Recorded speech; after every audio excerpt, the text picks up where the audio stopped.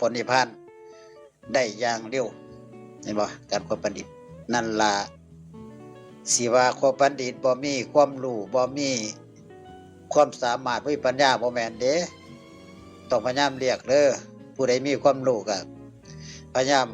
มันไปก็ตามเป็นด็อกเตอร์เป็น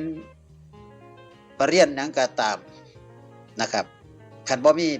พรหมวิหาร4ต่อสรรพสัตว์นี่จบเลยเป็นคนที่ไร้คุณธรรมเลยไม่มีคุณสมบัติอะไรเลยเห็นบ่ฉะนั้นคนต้องมีพรหมวิหาร4บ่ต้องไปเรียนสูงดอกบ่ต้องไปกราบแล้วได้หยังเนี่ยได้ความสุขได้ปีติได้ความเอิบอิ่มนั่นกราบครั้งที่